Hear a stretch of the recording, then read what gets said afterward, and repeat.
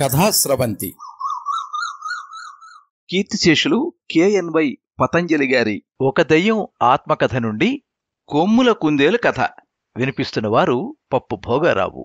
గత వారం వినిపించిన లెక్కల తాబేలు కథ తరువాయి భాగమే ఈ కొమ్ముల కుందేలు కథ. సేకరణ శ్రీ ఎన్కే బాబు.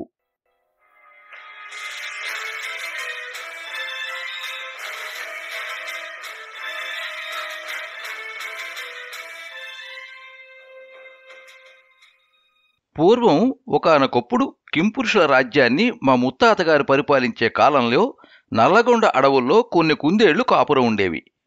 వాటికి ఒక రాజు కూడా ఉండేవాడు. అతను తన కుందేటి ప్రజల్ని బాగా అభిమానించేవాడు. రోజుకు 2-3 కుందేళ్లని ఏ క్రూరమృగమో పట్టేసుకుంటే ఆయన చాలా బాధపడేవాడు. బాధిత కుటుంబాలకు నష్టపరిహారంగా కొంత పచ్చిక భూమిని కేటాయించేవాడు. క్రూరమృగాల సంచారాన్ని కనిపెట్టి కుందేళ్లను హెచ్చరించడానికి గూఢచార వ్యవస్థని ఏర్పాటు చేశాడు.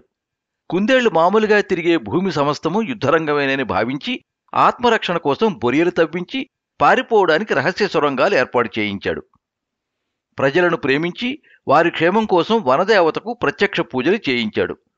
అయితే ఏ పెద్ద నక్కో, ఏ చిరుతుపులో, ఏ జాగిలమో ప్రతిరోజు 4-5 కుందేళ్లను ఎత్తుకుపోయేవి.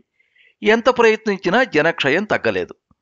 దానితో ఆ కుందేటి రాజు విసిగిపోయి ఒక బొరియలో కూర్చుని వనదేవత కోసం ఘోరమైన తపస్సు చేశాడు. చివరికి వనదేవత ప్రత్యక్షమైంది. కుందేటి రాజా, ఏమి నీ కోరిక అన్నది. తల్లి, నా ప్రజలను క్రూరమృగాల నుంచి రక్షించుకోవడం నా బాధ్యత. అందువల్ల నేను కోరుకున్న వరం నువ్వు ప్రసాదించాలి.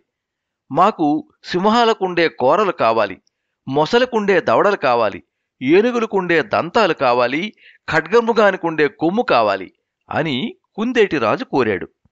రాజా, నీ ఆశయం మంచిదే. ప్రజల మీద నీకున్న మమకారం నాకు చాలా సంతోషం కలిగిస్తోంది. నువ్వు జాగ్రత్తగా ఆలోచించే ఈ వరం కోరుతున్నావా అని వనదేవత నిదానంగా అడిగింది. తల్లి, నేను అన్నీ ఆలోచించి అడుగుతున్నాను. నా కోరిక నెరవేర్చు. మరోసారి ఆలోచించుకో నాయనా. కావాలంటే మిమ్మల్ని అందరినీ సింహాలుగా మార్చేస్తాను అన్నది వనదేవత. లేదు తల్లి, మేము కుందేళ్లుగానే ఉంటాం. మమ్మల్ని మేము రక్షించుకోవడం కోసం నేను వరాలు అడిగాను. నీకు చేతనైతే అవి ప్రసాదించు అన్నాడు కుందేలరాజు. వనదేవత వంగి కుందేటి రాజు శిరస్సు మీద చేయి వేసి, నాయనా, నువ్వు అడిగినవన్నీ నీ ఒక్కడికి ప్రసాదిస్తే సరిపోతుంది కదా అన్నది. లేదు తల్లి, లేదు. నా సమస్త కుందేటి రాజ్యంలోని కుందేళ్లన్నిటికీ కొమ్ములు కావాలి, దంతాలు కావాలి, కోరలు కావాలి, కావాల్సిందే అని కుందేటి రాజు పట్టుబట్టాడు. ఇది నీ కోరికే గదా. నీ ప్రజలు ఈ వరం కోరుకోలేదు కదా. అసలు నువ్వు నీ ప్రజల్ని సంప్రదించి ఈ వరాలు కోరినావా అని వనదేవత స్త్రీ సహజమైన ఆరాలు తీసింది. కుందేటి రాజు కోపం వచ్చింది. ఓ తల్లి, నా ప్రజల రక్షణ బాధ్యత నాది, కేవలం నా ఒక్కడిది. వాళ్ల శ్రేయస్సుకు ఏది మంచిదో నిర్ణయించే బాధ్యత నాకున్నది. వాళ్ళకిష్టం లేకపోయినా వాళ్ళని రక్షించి తీరాల్సిందే. నేనడిగిన వరం ఇస్తే ఇవ్వు, లేకపోతే మానిగాని నా రాజ్యపాలనా వ్యవహారాల్లో దయచేసి జోక్యం చేసుకోవద్దు అని అతను వనదేవతపై చిరాకుపడ్డాడు. వనదేవత మారు మాట్లాడకుండా ఆశీర్వదించి మాయమైపోయింది. మరుక్షణంలో కుందేటి రాజు నెత్తిమీద బారెడు పొడుగున్న కొమ్ము మొలిచింది. అది పదును పెట్టిన కత్తిలాగున్నది. దాని నోటిలోంచి ఏనుగు దంతాల మాదిరి 2 దంతాలు పొడుచుకొచ్చాయి. అవి కూడా కత్తుల్లాగా పదునుగా ఉన్నాయి. దాని పళ్ళు మొసలి పళ్ల మాదిరిగా తయారైపోయాయి. వాటిలో కొన్ని సింహపు కోరల్లాగా మారిపోయాయి. కుందేటి రాజు ఆనందానికి హద్దులు లేకుండా పోయాయి. స్వస్తి, నా జాతిపై క్రూరమృగాల దాష్టీకానికి ఇంతటితో స్వస్తి అనుకుంటూ అది బొరియలోంచి బయటకొచ్చింది. వచ్చి రాగానే దానిమీద ఒక పొట్టి నక్క దాడి చేసింది. కుందేటి రాజు తన కొమ్ముతో పొట్టి నక్క డొక్కలో పొడిచింది. కుందేలనే ప్రాణి పుట్టిన తర్వాత ఇలాంటి సంఘటన జరగడం ప్రప్రథమం అనే సంగతి స్ఫురించి ఆ కుందేటి రాజు మహా ఆనందంగా తన నివాసానికి చేరుకున్నాడు. అప్పటికే అక్కడికి మిగిలిన కుందేళ్లన్నీ చేరుకున్నాయి. అన్నిటికీ కొమ్ములు, దంతాలు, కోరలు ఉన్నాయి. వాటికి వనదేవత వరం సంగతి తెలియకపోవడం చేత అవన్నీ చాలా ఆశ్చర్యంతో ఉన్నాయి. వాటిని ఉద్దేశించి కుందేటి రాజు గొప్ప ఉపన్యాసం చేశాడు. కుందేళ్లన్నీ రాజును పొగిడి ఆనందంగా తమ తమ ఇళ్లకు వెళ్ళిపోయాయి. ఆ రోజు సాయంత్రం వరకు అన్నీ ఆనందోత్సాహాలతో ఆకలి దప్పులు మరిచిపోయాయి. సాయంత్రం వరకు ఒక్క కుందేలు కూడా క్రూర జంతువు పాలపడలేదు. సాయంత్రం అయ్యి వెన్నెల కురిసేసరికి వాటికి ఆకలేసి ఇవాల్టి నుంచి నిర్భయంగా మేతకు పోవచ్చు కదా అని నిర్భయంగా అవి గడ్డి బయలుకు చేరుకున్నాయి. అయితే తమ దంతాలతో కోరలతో వెనకటిలాగా పచ్చగడ్డి మొక్కల చిగుర్లు తినడం సాధ్యం కాదని వాటికి ఆకస్మికంగా తెలిసింది. తెలిసేసరికి అవన్నీ బావురుమన్నాయి. వాటికి దిక్కుతోచగా రాజుగారి దగ్గరికి హాహాకారాలు చేసుకుంటూ వెళ్ళాయి. రాజుగారు కూడా ఆ సమయానికి అదే విషయం గ్రహించిన వాడి కొంత కంగారుగా ఉన్నాడు. మరేం పర్వాలేదు, కొత్త కాబట్టి ఇలా ఉంది గాని కొంత అభ్యాసం మీద మనకి భోజనం చేయటం అదే అలవాటవుతుంది అనేసి వాళ్ళని పంపించేశాడు. కుందేళ్లు నానా రకాలుగా పచ్చిగడ్డి తినటానికి ప్రయత్నాలు చేశాయి. కానీ కాలువలో నీళ్లు తాగడం తప్ప అవి ఇంకేమీ చేయలేకపోయాయి. ఆ రాత్రి అవన్నీ పస్తు పడుకున్నాయి. పొద్దున్నే అవన్నీ రాజుగారింటికి వెళ్ళి, మనం క్రూర మృగాల మాదిరి మాంసం అన్నా తినాలి, లేదంటే ఆ వనదేవతనే బతిమాలుకుని ఈ కోరలన్నీ వదిలించుకోవాలి తప్ప మరో మార్గం లేదని రాజుకు విన్నవించుకున్నాయి. కుందేటి పుటక పుట్టి మాంసం తినడం మన వల్ల కాదు. ఈ కొమ్ములు కోరలు లేకపోతే మనం ఇదివరకులాగే నానా క్రూర మృగాలకి బలైపోతాం. కాబట్టి ఆకలితో చస్తే చచ్చిపోతాం గాని ఇంకో జంతువుకి ఆహారం కావడానికి వీల్లేదు అని రాజు ఖండితంగా చెప్పేసి తన గదిలోకి పోయి తలుపులు వేసుకున్నాడు. మిగిలిన కుందేళ్లన్నీ హాహాకారాలు చేశాయి. ఆకలితో, దుఃఖంతో, నిరాశతో అవి వారం రోజుల పాటు బాధపడ్డాయి. ఈలోపుగా ఒక ముసలి కుందేలు ఘోరమైన తపస్సు చేసింది.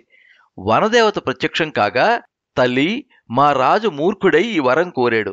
దయచేసి ఈ కోరలన్నీ తీసేసి మమ్మల్ని ఇదివరకు వలె మామూలు కుందేళ్లుగా మార్చు. మా జనం భోజనం చేసి వారం రోజులైంది. ఆకలితో అందరం చచ్చే కన్నా రోజుకో 4 లెక్కన నక్కల వాతపడి నెమ్మదిగా చావడం మేలు అని వేడుకుంది. దానికి వనదేవత ఒప్పుకోలేదు. మీ రాజుకి ఇచ్చిన వరం ఉపసంహరించుకుంటే నా పరువేం కావాలి? మిగిలిన దేవతల దగ్గర నాకెంత చిన్నతనంగా ఉంటుంది? ప్రపంచంలో ఇప్పటికి ఏ దేవత ఇచ్చిన వరాన్ని ఉపసంహరించుకోలేదు. నేను మాత్రం ఎలా చేస్తాను చెప్పు అని వనదేవత అడిగింది.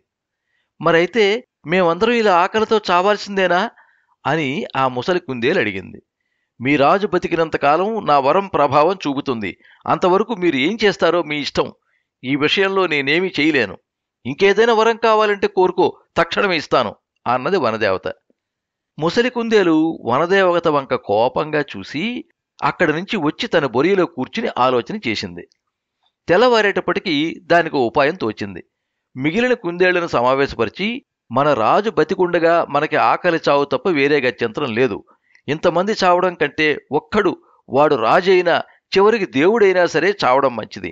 పదండి, రాజును చంపి పీడ వదులుచుకుందాం అని చెప్పింది. అప్పుడు ఆకలితో ఉన్న ఆ కుందేళ్లన్నీ రాజు మీద దాడి చేసి తమ కొమ్ములతో రాజును పొడిచి చంపేశాయి. రాజు చచ్చిపోయిన వెంటనే కుందేళ్లు కొమ్ములన్నీ మాయమైపోయాయి. అవి ఉత్సాహంగా పచ్చిక బయలు మీద పడి ఆకలి తీర్చుకున్నాయి అని ఆ కింపురుషుడు కథ ముగించాడు. నేను నీకు చెప్పిన లెక్కల తాబేలు కథకి ఈ కొమ్ముల కుందేలు కథ అనుకరణ అని నా అనుమానం. దానికి దీనికి తేడా ఏమున్నది గనక అని నేను నిర్మోహమాటంగా ఆ కింపురుషుణ్ణి అడిగాను. జాగ్రత్తగా ఆలోచించి చేస్తే నీకు తేడా తెలుస్తుంది. లెక్కల తాబేలు మూర్ఖత్వం వల్ల రెక్కల తాబేలు నాశనం అయిపోలేదు. ఆ మూర్ఖుడి మాట విని ఆ మూర్ఖుడు చెప్పినట్టు చేయడం వల్ల లెక్కల తాబేళ్లన్నీ సర్వనాశనం అయిపోయాయి. నేను చెప్పిన కథలో కొమ్ముల కుందేలు పీడ వదిలించుకుని తక్కిన కుందేళ్లన్నీ బాగుపడ్డాయి. బోధపడిందా అని కింపురుషుడు ప్రశాంతంగా అడిగాడు. బోధపడింది గాని నువ్వు చెప్పిన మాట మంచిదే అయినా ఒప్పుకోవలసిన అవసరం ఏమున్నదని ఆలోచిస్తున్నాను అన్నాను నేను నిజాయితీగా. నీతో మరి కాసేపు మాట్లాడేవాడినే, కానీ విప్ప పువ్వులైపోయాయి. మళ్ళీ ఎప్పుడైనా నేను ఇటు వచ్చినప్పుడు తప్పకుండా కాసేపు మాట్లాడుకుందాం అనేసి ఆ కింపురుషుడు నెమలి మీది కూర్చుని ఎగిరిపోయాడు. నేను ఇంటికి పోయి సీతాకోకచిలుక రెక్కలతో తయారు చేసిన పుస్తకం అందుకుని నిద్రొచ్చే వరకు రాసి పడుకున్నాను. నాకు మరుసటి రోజు మెలకు వచ్చేసరికి మా మేనమామ నా ఆత్మకథ చదువుతూ కనిపించాడు. నేను ఏమీ అనలేదు. కాసేపట్లో మా మేనమామ నే రాసిందంతా చదివి, బాగానే ఉన్నది, కానీ మీ తాబేటి రాజు, కుందేటి రాజు నమ్మశక్యంగా లేరు. రాజులు ఎప్పుడూ దుర్మార్గంగా ఉంటారు, లేదా పరమ దొంగలుగా ఉంటారు, కానీ మూర్ఖంగా ఉండరు. అసలు మూర్ఖులు రాజులు కాలేరు. ఈ విషయం నీకు బోధపడడం కోసం ఓ కథ చెప్పేదా అని అడిగాడు. నువ్వు చెప్పే కథ వినడానికి నేను సిద్ధంగా ఉన్నప్పుడు నేను చెప్పే కథ వినడానికి నువ్వు కూడా సిద్ధంగా ఉండాలని నేను నీకు వేరే చెప్పక్కర్లేదు కదా అన్నాను నేను. ముందు నా కథ విను అని మా మేనమామ ఈ కథ చెప్పాడు. మేనమామ చెప్పిన తెల్లకాకుల కథ వచ్చేవారం.